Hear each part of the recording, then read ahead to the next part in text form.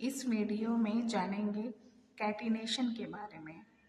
तो जो कार्बन होता है, कार्बन में एक एबिलिटी होती है कि मॉलिक्यूल्स को राइज करने का।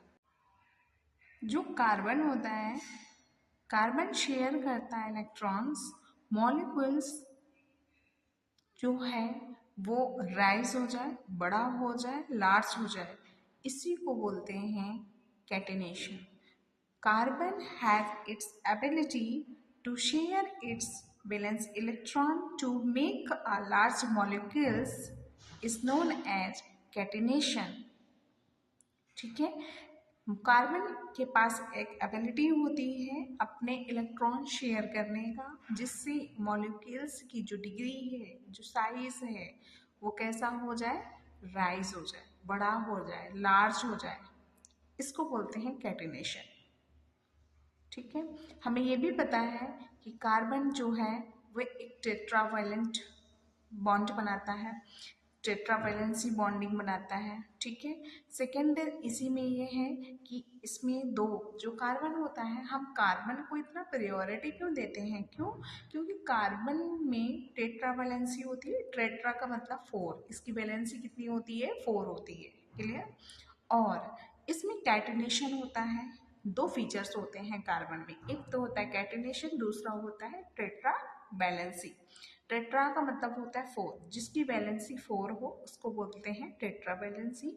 तो कार्बन की वैलेंसी 4 होती है, इसलिए इसको बोलते हैं टेट्रा वैलेंसी।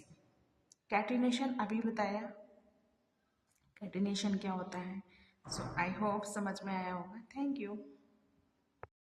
नेक्स्ट पॉइंट मैं इसी में बता दूं कि जो कार्बन के बीच के जो एटम होते हैं, इनका मॉलिक्यूलर फोर्स वीक होता है, लेकिन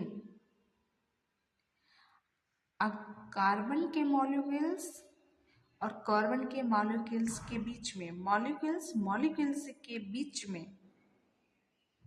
जो फोर्स होता है, इंटरमॉलिक्यूलर फोर्स, वो स्ट्रांग होता है। फिर से ध्यान से सुन लो।